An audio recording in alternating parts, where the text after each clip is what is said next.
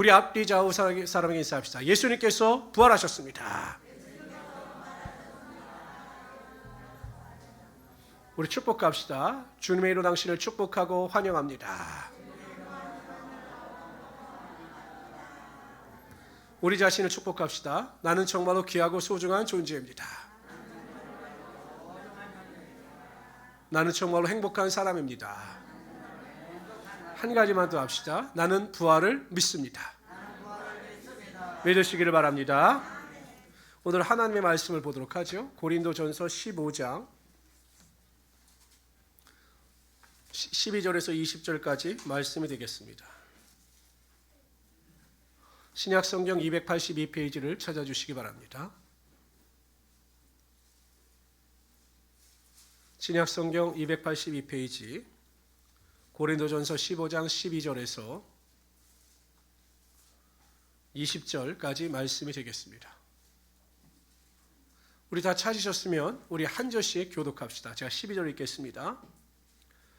그리스도께서 죽은 자 가운데에서 다시 살아나셨다 전파되었거늘 너희 중에서 어떤 사람들은 어찌하여 죽은 자 가운데에서 부활이 없다 하느냐. 만일 죽은 자의 부활이 그리스도께서 만일 다시 살아나지 못하셨으면 우리가 전파하는 것도 헛것이요 또 너희 믿음도 헛것이며 우리가 다 하느님이 그리스도를 다시 살리셨다고 증언하였습니다. 만일 죽은 자가 다시 살아날이 없으면 하나님이 그리스도를 다시 살리지 아니하셨으리라. 만일 죽은 자가 다시 살아나는 일이 없으면 그리스도가 다시 살아나신 일이 없었을 터이요 그리스도께서 다시 살아나실 일이 없으면 너희 믿음도 헛되고 너희가 여전히 죄 가운데 있을 것이요 또한 그리스도 안에서 잠자는 자도 망하였으니 만일 그리스도 안에서 우리가 바라는 것이 다만 이 세상에 살 뿐이면 모든 사람 가운데 우리가 더욱 불쌍한 자이리라. 20절 다 같이 읽읍시다. 시작. 죽은 자 가운데에서 다시 살아나사 잠자는 자들의 첫 열매가 되셨도다. 아멘. 저는 오늘 그들의 본문 말씀을 가지고 예수 그리스도의 부활 이 같은 제목으로 하나님의 말씀을 증거하도록 하겠습니다. 몇 년 전에 우리나라의 그 이탈리아 축구팀 중에 유벤투스라고 하는 명문 축구팀이 와서 친선 경기를 가진 적이 있습니다.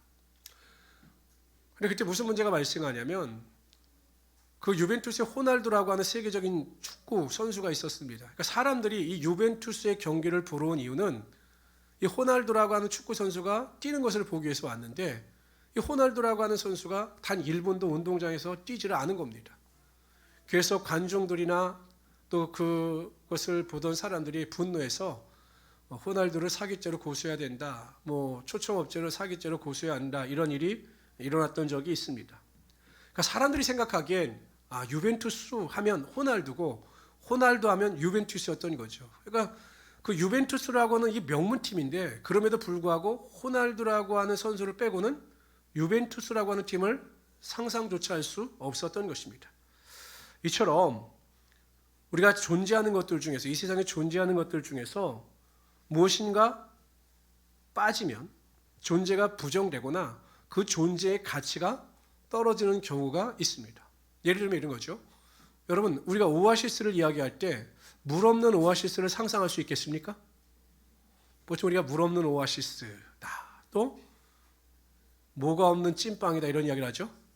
앙꼬가 없는 찐빵이다 이런 이야기를 합니다. 그러니까 여러분 만약에 찐빵에 샀는데 안에 앙꼬가 없어요. 그럼 여러분들 같으면 그냥 먹겠습니까? 가서 교환해달라고 하겠습니까? 교환해달라고 할까요? 그냥 먹을까요? 그냥 드세요. 그냥 감상으로 드시면 되는데 화는 나겠죠. 화는 납니다. 제가 중학교 다닐 때 우리나라에 처음으로 나이키라고 하는 메이커가 들어왔어요. 근데 제가 다니던 중학교가 굉장히 부촌이었습니다. 그래서 미국에서 들어온 나이키를 아이들이 막 신고 입고 다녔어요. 근데 저도 나이키가 너무 신고 입고 싶은 겁니다. 근데 우리 집 형평원으로는 그 당시 제가 기억하는데 운동화 하나에 24,000원이었습니다. 24,000원. 와닿지가 않으시죠? 그때 쌀값이 제가 알기로는 10,000원인가 15,000원인가 할 때 그러니까 어마어마하게 비싼 거죠.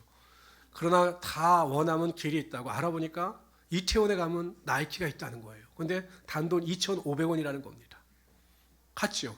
알고 보니까 짜가였어요. 짝퉁이었습니다. 그래서 입고 왔습니다. 근데 아이들이 그러는 거죠. 네 나이키는 나이키인데 이상한 나이키라고. 로고가 이상한 겁니다. 그러니까 무엇인가 가장 본질적인 것이 빠지면 그 존립 자체가 부정되는 겁니다. 우리가 믿는 기독교가 그렇다라는 것입니다. 만일 예수 그리스도의 부활이 없다면 우리가 믿는 기독교의 존립 자체가 무너진다라는 것입니다. 오늘 14절에 보세요. 사도 바울이 이렇게 이야기합니다. 그리스도께서 만일 다시 살아나지 못하셨으면 우리가 전파하는 것도 헛것이요 또 너희 믿음도 헛것이라. 우리가 전하는 것이 다 거짓말이 되고 우리가 믿는 것도 다 잘못된 믿음이 될 수밖에 없다라는 것입니다. 우리 기독교는 생명의 종교입니다. 생명을 주는 종교입니다. 여러분 유교나 불교는요 수양의 종교예요. 생명을 주는 종교가 아니다라는 것입니다. 기독교가 본질적으로 다른 이유가 바로 이 부활이 있는 것입니다. 예수 그리스도의 부활 또한 그 부활을 믿는 신앙에 있다라는 것입니다. 다른 종교자들은 죽음에 대한 해답이 없었습니다. 석가 같은 경우 보십시오. 자신의 독자 아들을 살려달라고 하는 그 과부에게 뭐라고 이야기합니까? 생자 필멸, 태어난 것은 반드시 다 멸절되어지게 되어 있다. 죽음도 운명의 한 삶의 일부분이 그것을 그냥 받아들여라 이야기합니다. 죽음도 운명이라는 것입니다. 받아들이라는 것입니다. 공자는 그 자로라고 하는 제자가 묻습니다. 스승님, 우리가 죽음 뒤에 어떤 일이 일어납니까? 라고 묻자 공자가 이야기합니다. 솔직하죠. 얘야, 우리가 살아있는 이 세상의 일도 모르는데 어떻게 죽은 뒤의 세상을 알겠느냐? 죽음은 아무도 모른다라고 이야기를 합니다. 그리고 여러분, 공자나 석가나 마호멧 같은 그 종교의 창시자들은 죽음의 문제를 해결하지 못했습니다. 그리고 그들도 다 죽었습니다. 석가는 83세에 죽었습니다. 공자는 73세에 죽었습니다. 그리고 마호멧은 62세에 죽었습니다. 당연하죠. 그들이 아무리 종교를 부르짖고 종교를 주창한다 할지라도 그들은 피조물이었기 때문에 죽을 수밖에 없는 것입니다. 죽음과 사망으로부터 자유로울 수가 없는 것입니다. 그러나 예수님은 다릅니다. 예수님은 피조물이 아니시기 때문입니다. 하나님의 아들이시자 하나님이시고 이 세상을 창조하실 때 동참하신 하나님이 되시기 때문에 죽음, 사망의 권세를 물리치고 부활하심으로 믿는 자들에게 생명의 능력을 허락하여 주신 거죠. 이게 여러분 다른 종교와 다른 겁니다. 아무리 다른 사람들은 그렇게 이야기합니다. 목사님 그래도 불교나 유교를 존중하죠. 지금 그 종교를 비하합니까? 그러나 다르다라는 것입니다. 불교나 유교는 수양의 종교이지 생명의 종교는 아니라는 것입니다. 이처럼 우리의 기독교 신앙에 있어 가장 핵심은 부활 신앙이고 예수 그리스도의 부활이라는 것입니다. 그래서 저는 오늘 시간 예수 그리스도의 부활과 관련하여 세 가지 사실을 살펴보고자 합니다. 정말 중요합니다. 첫째는 무엇이냐? 과연 예수 그리스도께서 부활하신 것이 역사적 사실이냐? 신화나 꾸며난 이야기가 아니라 실제적으로 있었던 이야기냐라는 것입니다. 두 번째는 그럼 그 예수 그리스도의 부활이 사람들에게 어떠한 의미가 있느냐? 인류에게 어떠한 의미가 있느냐라는 것입니다. 세 번째 살펴볼 것은 그렇다면 나는 예수 그리스도의 부활을 나의 삶 속에서 어떻게 적용하고 경험해야 하느냐라는 것입니다. 첫 번째, 예수 그리스도의 부활은 과연 역사적 사실인가에 대해서 살펴보도록 합니다. 여러분 한번 여쭤봅시다. 예수님께서 부활하신 것을 믿으십니까? 확실히 믿으십니까? 꾸며낸 이야기나 신화라고 생각하지 않으십니까? 물어봅시다. 단군 신화를 믿으십니까? 다른 사람들 다 믿는데 우리가 다 누구의 자손입니까? 웅녀의 자손입니다. 웅녀. 아니 단군 신화는 사람들은 믿어요. 그런데 예수 그리스도의 부활은 믿지 않습니다. 아이러니하죠. 신화라고 하면서 신화는 믿어요. 그런데 예수 그리스도께서 부활하신 것은 신화나 꾸며낸 이야기가 아니라 진리고 팩트인데 믿지 않는다라는 것입니다. 왜 그럴까? 생각해보면 정답이 나오죠. 죽은 자가 다시 살아나는 것을 목격한 일이 많으면 믿습니다. 여러분들 주변에서 죽었다가 살아나신 분들을 경험해 보셨습니까? 오늘 돌아가셨습니다. 3일장을 치는데 갑자기 3일자에 되는 날 벌떡 일어나서 살아나셨습니다. 그러한 분들을 몇 분이나 보셨습니까? 한 분이요. 저도 한 분 알고 있습니다. 목사님 한 분 알고 계셔요. 그분 제가 알고 있는 분들 그분은 진짜더라고요. 근데 딴 분들 보셨어요? 만약에 그러한 일이 우리 가운데 비일비재하게 일어나면 우리가 믿겠지. 아이고 어저께 내가 아는 집사님 어머니 돌아가셔서 가셨는데 아이고 4일 뒤에 살아나셨어. 또 어떤 분은 아이고 그래? 우리 그 직장 상사 아버지도 돌아가시고 나서 이틀 뒤에 살아나셨대. 그럼 사람들은 예수 그리스도의 부활에 대하여 의심하지 않습니다. 죽은 자도 살아날 수 있겠구나 라고 믿는 거죠. 그러나 여러분, 여태까지 우리가 죽었다가 살아난 자들을 경험해보지 못했고 보지 못했고 또한 듣지 못했기 때문에 인간의 이성의 내리 속에는 죽은 자는 다시 살아날 수 없다, 이렇게 믿게 된 것입니다. 그러다 보니까 예수 그리스도의 부활도 마찬가지죠. 예수님 당시에도 마찬가지였어요. 어떻게 죽었다가 사람이 다시 살아날 수 있어? 예수 그리스도의 부활은 가짜야 라고 생각하는 사람들도 있었습니다. 근데 요즘에 목사님들 중에도 그런 분이 있어요. 우리 교단이 다양한데 예수 그리스도의 부활 자체를 의심하는 목사나 또한 신학자들도 있습니다. 신화라는 거죠. 예를 들면 이런 겁니다. 첫 번째, 졸도설입니다. 예수님께서 십자가에 달려 돌아가시는 것이 아니라 기절하셨다라는 것입니다. 너무 고통 가운데 있어서 고통을 이기지 못하고 기절하셨다라는 것입니다. 그래서 그 시체를 옮겨놨는데 예수님께서 그 시체에서 걸어 나오셨고, 또 빈 무덤이 있었는데 다른 사람들이 착각하여 그 무덤에 들어가서 예수님께서 부활하신 것으로 다른 사람들에게 말했다라는 것입니다.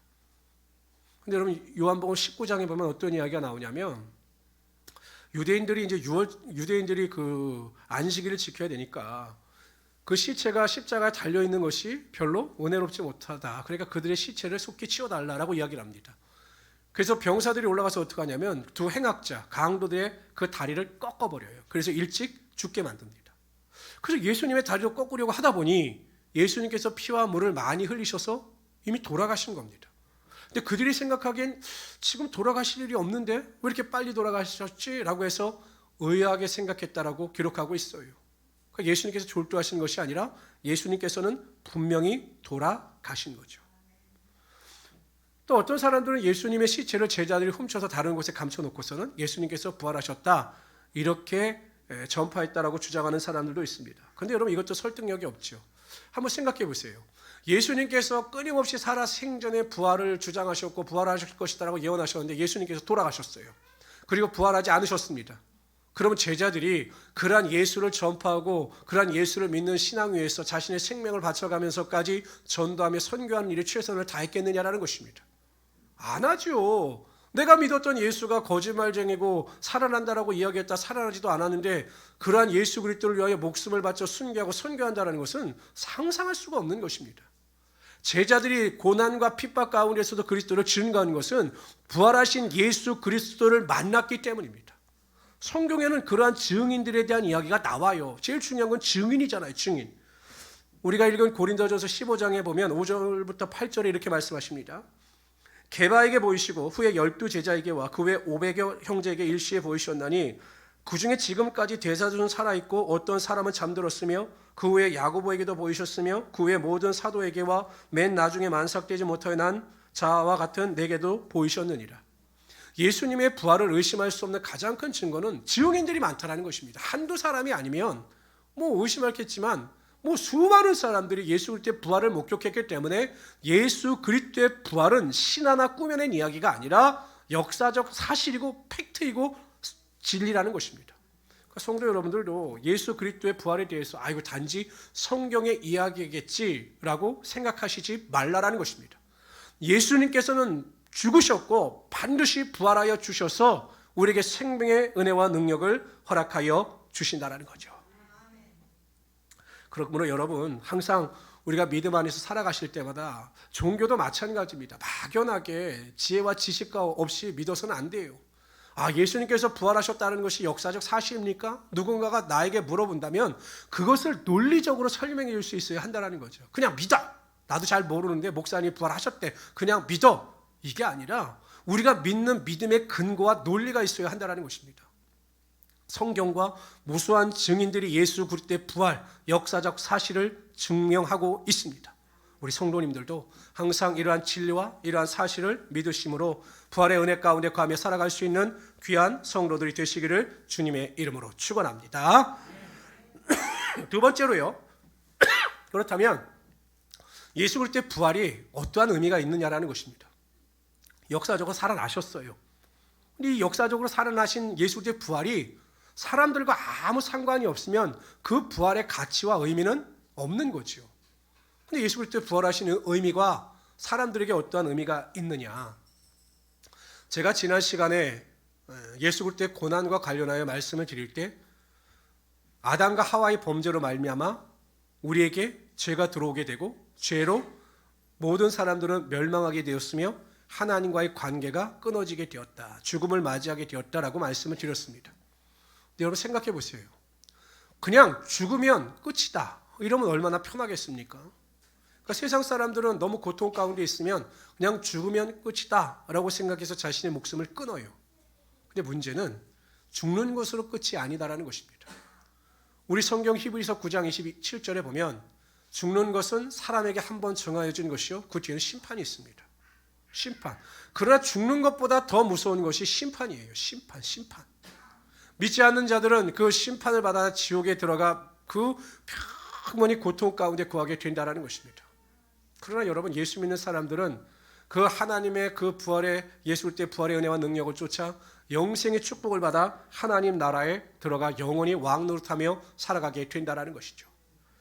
로마서 6장 8절 9절을 봅시다. 다 같이 읽어봅시다. 시작. 만일 우리가 그리스도와 함께 죽었으면 또한 그와 함께 살 줄을 믿노니 이는 그리스도께서 죽은 자 가운데 살아나셨음에 다시 죽지 아니하고 사망이 다시 그를 주장하지 못할 줄을 알미니라.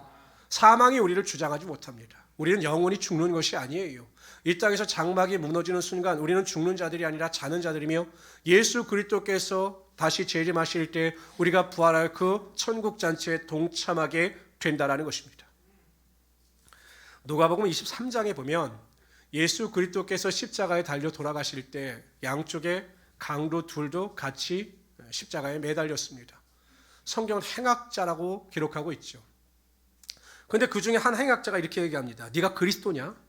네가 메시아냐? 그렇다면 너와 우리를 구원하라 라고 조롱을 합니다.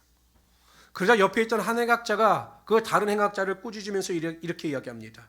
내가 동일한 정죄를 받고서도 하나님을 두려워하지 아니하느냐? 우리는 우리가 행한 일에 상당한 보응을 받는 것이니 이에 당연하거니와 이 사람이 행한 것은 옳지 않은 것이 없느니라. 그러니까 행악자는요, 이 한 강도는 옆에 십자가에 달려 돌아가시는 예수님을 지켜보면서 믿음이 들어온 것입니다. 아, 이분이 정말 메시아구나. 정말 메시아구나, 구원자구나 라고 하는 믿음이 들어온 것입니다. 그래서 부탁한 것이죠. 뭐라고 부탁합니까? 당신의 나라에 임하실 때 나를 기억하소서. 감히 너무나 죄송스러워서 자신의 죄 때문에 너무나 죄송스러워서 나를 구원해 주십시오 라고 말하는 것이 아니라 예수님 저를 좀 기억해 주십시오 라고 부탁을 합니다. 그런데 예수님께서는 이렇게 말씀하시죠. 오늘 네가 나와 함께 낙원에 있으리라. 파라다이스, 낙원에 있을 것이다 라고 그에게 약속하시고 그를 구원하여 주신 것입니다. 예수 그리스도의 십자가 고난과 십자가의 부활을 믿는 자들에게는 영원한 파라다이스, 낙원이 예비되어져 있는 것입니다. 우리가 그러한 기대와 소망을 가지고 살아갈 수 있어야 한다는 것입니다. 그런데 여전히 예수를 믿는다고 하면서 이러한 낙원을 믿지 못하기 때문에 죽는 것을 두려워하는 분들이 있어요. 아이고 우리가 지금쯤 하나님께서 부르시면 가도 되지, 이 말을 제일 싫어하시는 분들이 있어요. 소망이 없는 자들입니다. 예수 그리스도의 부활을 믿는 자들에게는 그리스도의 부활을 통한 하나님의 소망이 여러분 삶 가운데 반드시 임하게 되는 것입니다. 세 번째는요, 그럼 예수 그리스도의 부활을 우리의 삶 속에서 어떻게 적용해 나가느냐에 대한 것입니다. 여러분 그래요. 예수님께서 부활하셨습니다. 예수님께서 믿는 자들에게 영생의 소망과 축복을 허락하여 주셨습니다. 그런데 그것이 나와 무슨 상관이 있느냐라는 것입니다. 아무리 여러분 좋은 약이 있다 할지라도 그 약을 복용하지 않으면, 그 약을 섭취하지 않으면 그 약이 아무 소용이 없어요. 그 약을 내가 복용해야 그 약이 나에게 보약이 되는 것입니다. 부활신앙도 마찬가지입니다. 성경에 나와 있는 부활신앙이 아무리 믿는 자들에게 축복과 소망을 허락하여 한다 할지라도 그것이 내 삶에 제대로 적용되지 아니하면 예수 그리스도의 부활은 나와 아무 상관이 없는 것입니다. 첫 번째로 우리는 과거의 부활의 경험을 통해서 온전히 믿기 전에 나와 단절해야 합니다. 과거에 예수를 믿기 전에 나의 모습과 완전히 단절된 삶을 살아가야 한다는 것입니다.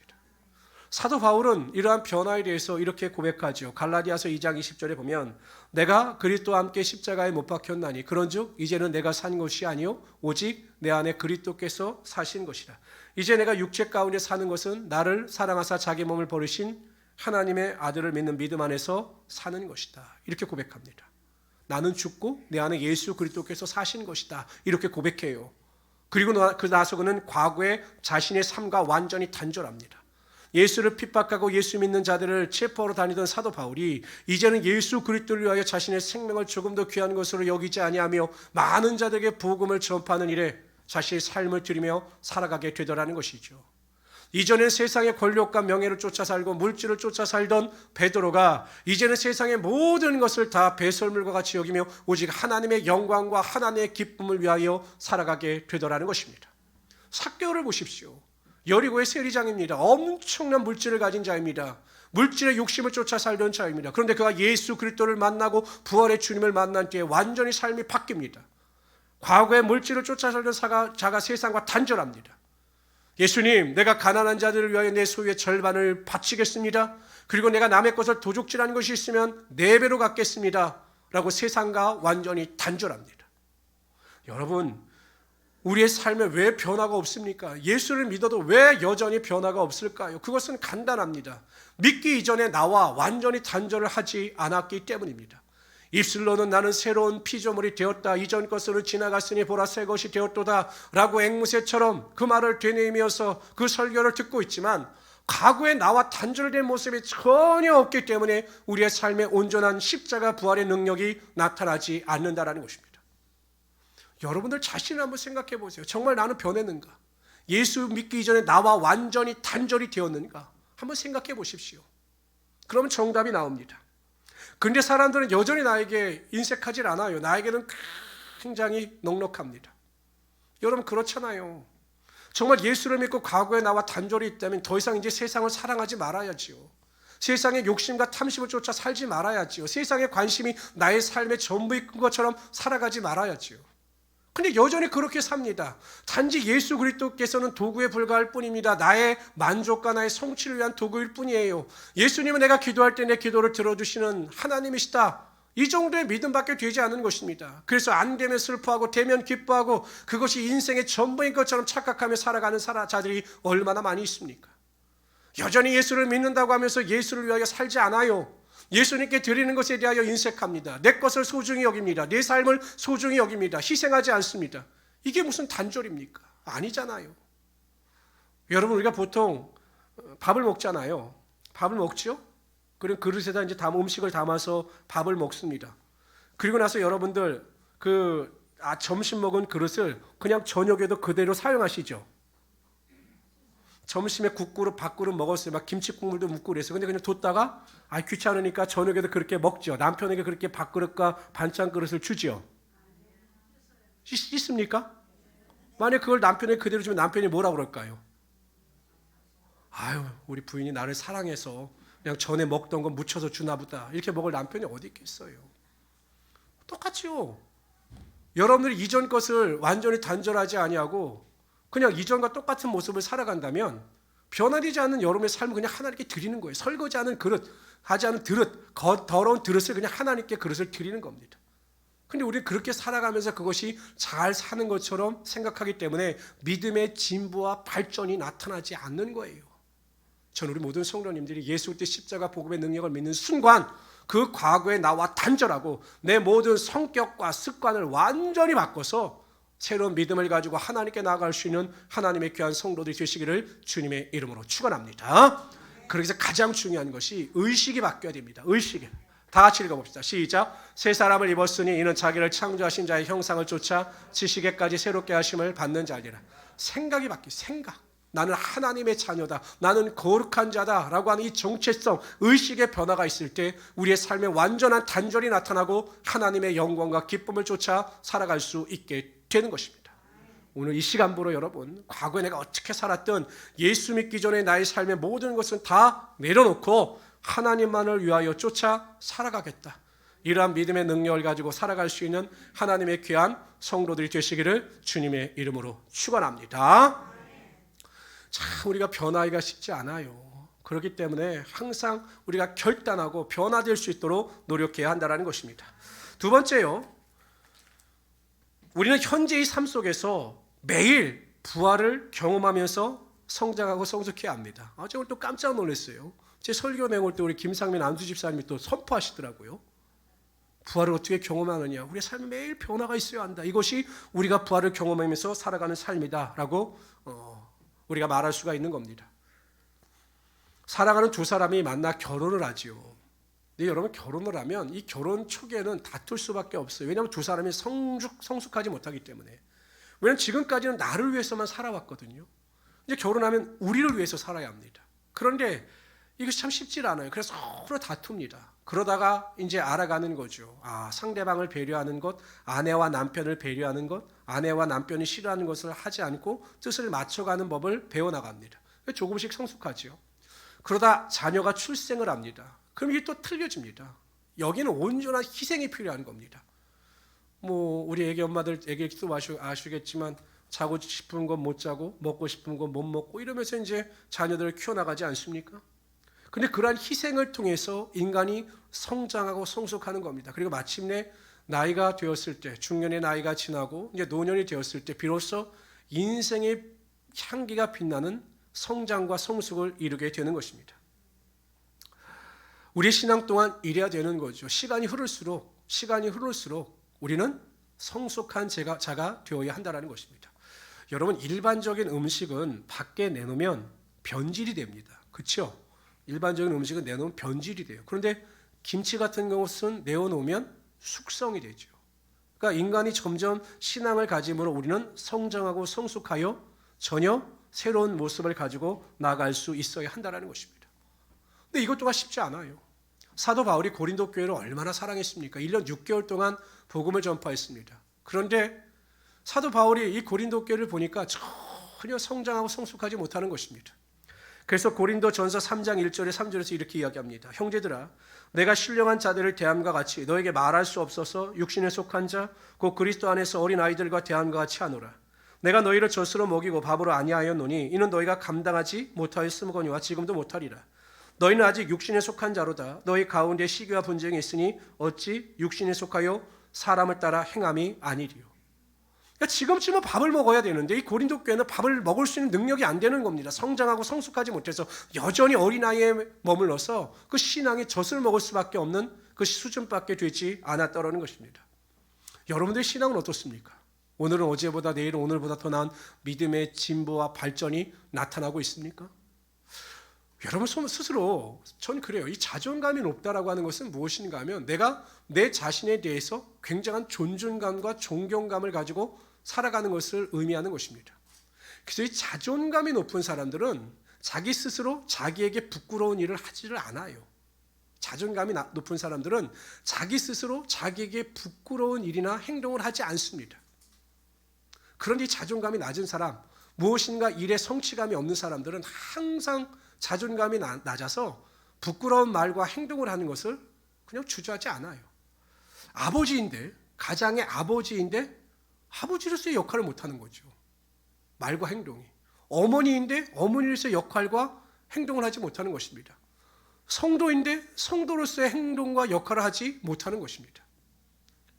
그래서 사도 바울은 디모데에게 이렇게 이야기를 합니다. 다 같이 읽어봅시다. 시작. 이 모든 일에 전심전력하여 너의 성숙함을 모든 사람에게 나타나게 하라. 네가 내 자신과 가르침을 살펴 이 일을 계속하라. 이것을 행함으로 너 자신과 내게 듣는 자를 구원하리라. 믿음의 진보와 발전을 보여라. 성숙하라. 이것이 디모데를 향한 사도 바울의 권면이었습니다. 그런데 여러분 기억하십시오. 이 권면은 여러분들을 향한 하나님의 권면이기도 하다라는 것입니다. 우리 스스로 생각할 때 내 믿음이 작년보다는 올해가 더 나아졌고 몇 개월 전보다는 더 나아졌다. 이러한 진단을 가지고 우리가 믿음 안에서 성장과 성숙을 이뤄 나갈 때 그것을 통하여 하나님께 영광을 돌리고 하나님께 기쁨이 될 수가 있다는 것입니다. 저는 우리 모든 성도님들이 항상 믿음 안에서 성장과 성숙을 이뤄갈 수 있도록 매일 삶 가운데 부활을 경험하며 살아갈 수 있는 하나님의 귀한 성도들이 되시기를 주님의 이름으로 축원합니다. 세 번째, 우리는 미래 마지막 때의 부활을 소망하면서 살아가야 합니다. 우리가 마지막 때 예수 그리스도께서 부활하실, 다시 재림하실 때 그때 우리가 부활한다라고 하는 그 소망을 가지고 살아갈 수 있어야 한다는 것입니다. 요한복음 5장 28절 29절에 보면 이렇게 말씀하십니다. 잘 읽어봅시다. 시작. 이를 놀랍게 여기지 말라. 무덤 속에 있는 자가 다 그의 음성을 들을 때가 오나니. 29절이 중요합니다. 읽읍시다. 시작. 악한 일을 행한 자는 심판의 부활로 나오리라. 뭐라고요? 우리가 생각하기에는 믿는 자들만 부활할 것이다 생각하는데 아니에요. 믿는 자들도 부활할 뿐만 아니라 믿지 않는 자들도 심판의 부활을 한다는 것입니다. 그런데 이 심판의 부활과 생명의 부활에 대해서 요한계시록 20장에 어떻게 기록하고 있냐면 잘 들으시기를 바랍니다. 또 내가 크고 흰 보좌와 이 백보좌입니다. 앉으신 이를 보니 땅과 하늘이 그 앞에서 피하여 간 데가 없더라. 그러니까 새하늘과 새 땅이 창조가 된 것입니다. 또 내가 보니 죽은 자들이 큰 자나 작은 자나 그 보좌 앞에 서 있는데 책들이 펴져 있고 책이 아니라 책들입니다. 이게 복수형입니다. 또 다른 책이 펴졌으니 곧 생명책이라. 그러니까 책들 중에 생명책이 펴져 있어요. 생명책 말고 다른 책이 또 있다는 것입니다. 생명책이라. 죽은 자들이 자기 행위를 따라 책들에 기록된 대로 심판을 받으리니 바다가 그 가운데서 죽은 자들을 내주고 또 사망과 음부도 그 가운데서 죽은 자들을 내주매 각 사람이 자기 행위대로 심판을 받고 사망과 음부도 불못에 던져지니 이것은 둘째 사망이나 곧 불못이라. 누구든지 생명책에 기록되지 못한 자는 불못에 던져지더라. 죽은 자는 부활하여 심판을 받는 부활을 하는데 그들은 생명책에 기록되지 못했기 때문에 어디 던져지느냐? 불못에 던져지는 겁니다. 영원히 고통 가운데 그곳에 머물게 된다는 것입니다. 그럼 우리는 어떻냐? 생명책에 기록된 자들은 심판의 부활이 아니라 생명의 부활을 통하여 그 행위대로 인정을 받아 하나님의 나라에 들어가 하나님과 더불어 영원히 왕노릇하게 된다는 것입니다. 그래서 여러분 우리가 죽음 가운데 두려워하지 않는 거예요. 죽음 앞에서도 소망을 가지는 것입니다. 저는 그래서 어찌 보면 예수 믿는 성도들이 예수 잘 믿다 돌아가신 성도님 장례식장 가면 슬퍼할 필요가 없어요. 왜냐면 어떻습니까? 이곳보다 더 좋은 곳으로 가셨는데 우리가 슬퍼할 필요가 뭐가 있겠습니까? 전 솔직히 막 감사하고 막 힘찬 찬양을 하고 싶지만 믿지 않는 자들이 시험에 들어서 그렇게 하지 못하는데 그 여러분 부활의 소망이 있는 자들에게는 죽음도 두렵지 않은 것입니다. 근데 중요한 게 있어요. 죽어서 부활을 얻는 것도 중요하지만 그 소망을 가지고 가는 것도 중요하지만 이 성경에 나와 있듯이 또 다른 책들대로 믿는 자들은 하나님께 판단을 받습니다. 고린도전서 3장 8절에 보면 심는 이와 물 주는 이가 하나이나 각각 자기의 일한 대로 각각 자기 상을 받느니라 이렇게 말씀하셨어요. 그러니까 여러분 우리가 이 땅을 살아갈 때 하나님 나라의 상급을 쌓고 하나님 나라에 들어갔을 때 우리가 그 상급을 보면서 기뻐하고 즐거워한다라는 것입니다. 한번 상상을 해보세요. 연금을 붓습니다. 연금을 부어요. 근데 그게 얼마인지 모르지만 막 연금을 부었습니다. 딱 노후에 연금을 받게 되는데 한 달에 300만 원씩 연금을 받게 되면 기쁠까요? 슬플까요? 슬퍼요? 왜 기뻐요? 하나님께 다 드릴 수 있으니까. 연금을 많이 받으니까 여러분 기쁘죠. 마찬가지 아니겠어요? 우리가 하나님 나라의 상급을 열심히 쌓았습니다. 그리고 죽은 뒤에 하나님 나라에 들어갔어요. 그런데 내 상급이 정말 큰 겁니다. 그 상급을 바라볼 때 우리가 얼마나 기쁘고 즐거워할 수 있겠느냐라는 것입니다. 그러므로 여러분 강조하지만 노후 대책만 잘 세우지 마시고 하나님 나라에 대해 사후 대책을 잘 세우셔서 하나님 나라의 큰 상급을 쌓으며 살아갈 수 있는 하나님의 귀한 성도들이 되시기를 주님의 이름으로 축원합니다. 매일 여러분 스스로에게 질문해 보세요. 나는 하나님 나라에 무엇을 얼마나 쌓고 있는가? 나는 지금까지 얼마나 많이 쌓았을까? 하나님 나라의 상급에 얼마나 많은 것을 쌓아두었을까? 한번 생각해 보세요. 제가 보기엔 그렇게 많지 않을 겁니다. 많지 않을 거예요. 제가 보기엔. 목사님 그렇게 심각한 말을. 제가 여러분들을 알잖아요. 여러분들 알기 때문에 말씀드리는 거예요. 그렇게 많지 않으세요. 저는 더 없습니다. 더 열심히 사시기를 주님의 이름으로 축원합니다. 기분 나쁘세요? 여러분 정말 천국을 믿는 자들 저는 그렇게 생각해요. 사람들이 기독교에 대해서 내세주의적 종교다. 막 미래만 또 천국만 강조하는 종교다. 그래서 이 세상에서 엉망으로 산다. 그래서 기독교의 교리는 잘못됐다. 이건 기독교 교리를 모르는 사람들이 하는 거예요. 성경을 읽어보세요. 하나님 나라의 소망을 둔 사람이 이 땅에서 대강 살 것 같습니까? 하나님 나라에 들어가서 그 행한 대로 상급을 받는데 이 땅에서 대강 살 것 같아요? 이 땅에서 믿는다고 하면서 거짓말하고 대강 사는 사람들은 하나님의 나라를 믿지 않는 자들입니다. 부활의 소망이 없는 자들입니다. 이 땅에 욕심이 많은 자들이에요. 그들의 신앙이 올바르지 않다라는 것입니다. 정말로 내세주의적 신앙, 성경대로 내세주의적 신앙을 가진 사람, 하나님 나라에 대한 소망을 가진 사람들은 이 땅에서 하나님 나라에 삼는 그 상급을 쫓아 사는 것에 대한 기쁨을 가지고 살아가게 된다는 것입니다. 그런데 우리는 어때요? 하나님도 사랑하고 세상도 사랑하지 않습니까? 하나님도 섬기고 세상도 섬기지 않습니까? 목사님 그걸 어떻게 하십니까? 제가 상담을 하는데 그걸 몰라요? 저는 여태까지 많은 분들이 한 10명이 이제 저에게 상담하러 오잖아요. 10명이. 자신의 신앙 때문에 상담하는 분들은 10명 중에 한 분도 안 돼요. 목사님 제가 요즘에 기도 시간이 늘지 않아서 고민입니다. 이거 어떻게 해결해야 될까요? 목사님 내 마음에 사랑이 없어요.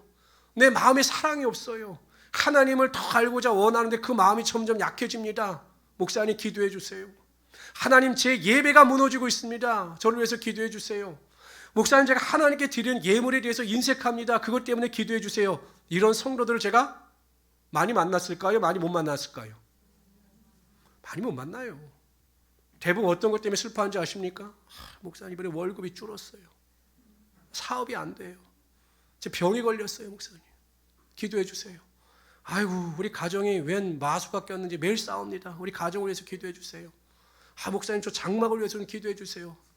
낙심이 됩니다. 이런 것을 부탁하시지 하나님의 영광과 하나님의 기쁨과 하나님의 은혜를 위해서 기도해 주세요. 이런 성도들 보지 못했다라는 것입니다.